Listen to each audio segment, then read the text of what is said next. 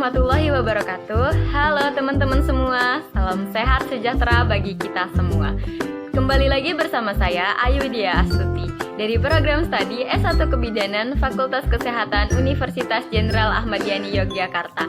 Di video kali ini saya akan menampilkan bagaimana memberikan konseling mengenai mitos-mitos yang terdapat di daerah saya untuk memenuhi tugas mata kuliah komunikasi efektif dalam praktik kebidanan.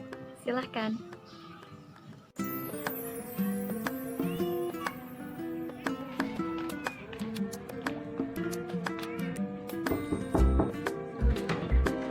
Waalaikumsalam. Mari silahkan masuk Ibu. Permisi Bu. Iya, silahkan duduk. Makasih.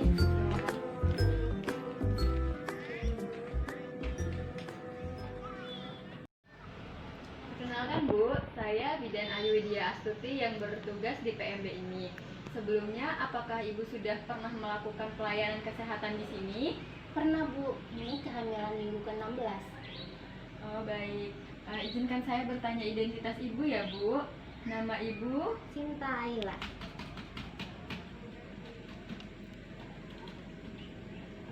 Umur Bu? 26 tahun. Nama suami? Marif Albar. Alamat? Jalan IR Sutami nomor 16. Sebelumnya ada yang ingin Ibu konsultasikan? Apa yang ingin Ibu konsultasikan? Jadi gini Bu, kedatangan saya ke sini, saya mau konsultasi. Kenapa ya saya merasa panas pada bagian perut atas dan tenggorokan, dan saya merasa mual. Itu kenapa ya Bu? Oh, sudah berapa lama Ibu merasakan ini? Baru ini sih Bu. Kemarin enggak? Sebelumnya apakah Ibu memiliki riwayat penyakit mah? Ada sih Bu, tapi saya makannya teratur dan tepat waktu kok Bu. Oh baik, ya tidak apa-apa Ibu. Ibu sudah cukup baik menjaga pola makan. Bagus Bu, pertahankan ya. Karena ketika kita menjaga pola makan dan makan dengan teratur itu sudah cukup baik sekali dalam menjaga kesehatan. Saya cek dulu ya Bu tekanan darahnya.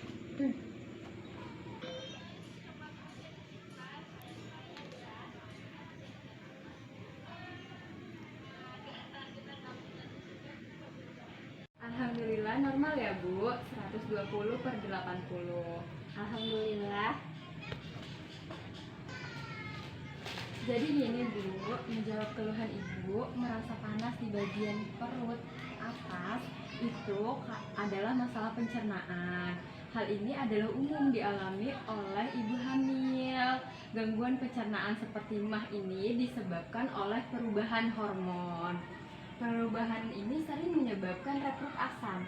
Jadi, ketika asam lambung naik dari perut ke kerongkongan dan mengiritasi lapisan pada kerongkongan, menghasilkan heartburn atau perasaan panas pada bagian perut. Nah, gejala ini, gangguan pencernaan di masa kehamilan ini biasanya timbul setelah makan seperti mual, kenyang, dan bersendawa. Tapi kan Bu, saya makannya teratur. Jadi, selain dari penyakit emah, pemicu naiknya asam lambung tak lain adalah peningkatan hormon progesteron. Hormon ini memperlambat kerja sistem pencernaan, sehingga otot-otot pencernaan mengendur. Kemudian karena ini tujuannya supaya makanan yang Ibu konsumsi bisa diserap oleh janin. Nah, selain itu, otot polos pada area rahim dan katup antara perut dan kerongkongan juga mengendur. Ini menyebabkan asam lambung naik ke kerongkongan. Biasanya, ibu hamil usai makan kerap merasakan sensasi terbakar. Bisa bermenit-menit atau bahkan berjam-jam. Iya, saya merasakannya begitu. Terus cara mengatasinya gimana Bu? Baik, penanganannya sama seperti orang yang sakit emah.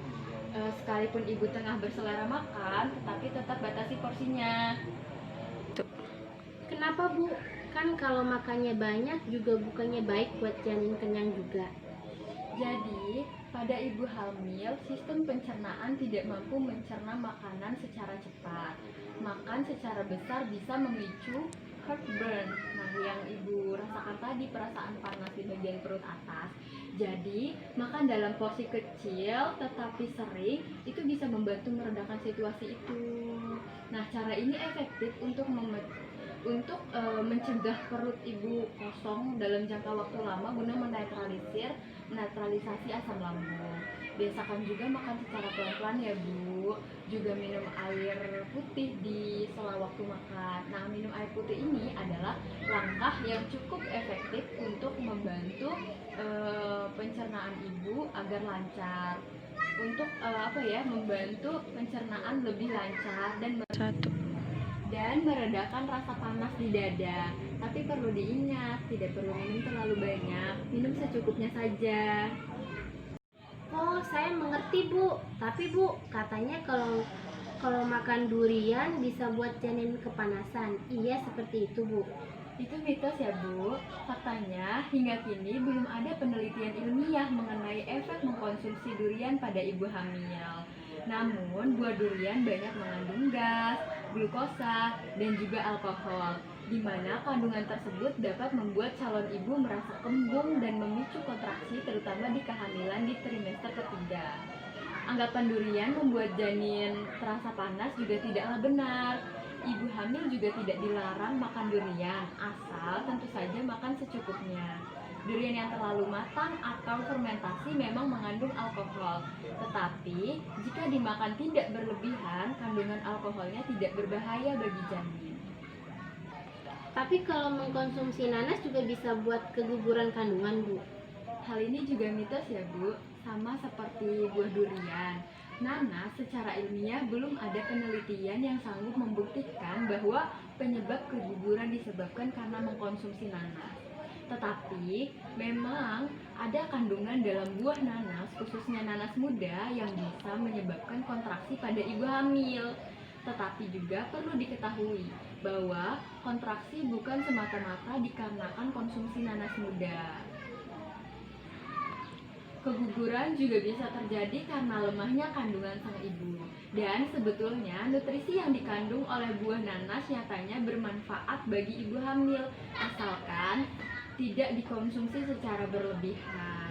Konsumsi nanas 1 atau 2 potong kecil saja sudah bermanfaat melancarkan pencernaan ibu hamil yang sering mengalami konstipasi. Oh, begitu ya Bu. Kalau misalkan minum air es, apa benar bisa membuat janin besar? Ini juga mitos ya Bu. Pada dasarnya, air justru bermanfaat bagi ibu hamil, baik itu air hangat, air biasa, atau air es. Selain juga mencegah dehidrasi, juga mencukupi kebutuhan cairan dari ibu. Nah, kalau misalkan faktor berat janin tidak dipengaruhi dari minumnya air es atau tidak, ini dipengaruhi dari beberapa faktor, seperti genetik kedua orang tua. Kalau misalkan genetik kedua orang tuanya gemuk, maka bisa memicu pertumbuhan janin juga menjadi gemuk atau berlebihan berat badannya. Kemudian karena riwayat penyakit diabetes pada kehamilan, tentunya kalau dengan diabetes selama hamil bisa meningkatkan risiko terjadinya janin lahir dengan berat badan berlebih. Kemudian juga kehamilan postpartum atau lebih bulan. Kalau misalkan janin terlalu lama di dalam rahim, lama-lama juga dia akan bertumbuh. Tentunya ini bisa menyebabkan beratnya berlebihan. Oh, begitu ya Bu. Paham. Sekarang saya jadi tahu Bu. Iya Bu, ada yang ingin ditanyakan lagi Bu? Atau ada yang kurang jelas? Sudah cukup Bu, sudah jelas. Baik, ingat ya Bu, untuk gangguan pencernaannya, Ibu makannya dengan porsi kecil tetapi sering ya Bu. Cara ini efektif untuk mencegah perut ibu kosong dalam jangka waktu lama guna menetralisasi asam lambung. Juga biasakan makan secara perlahan. Ini perlu agar perut ibu tidak terasa begah. Baik Bu. Baik, jika ada yang kurang jelas atau ada yang perlu ditanyakan lagi, Ibu bisa datang lagi ke sini ya Bu. Dan jangan lupa untuk pemeriksaan rutinnya. Terima kasih Bu. Ya, terima kasih sudah percaya dan berkunjung ke sini. Waalaikumsalam Bu. Thanks for watching.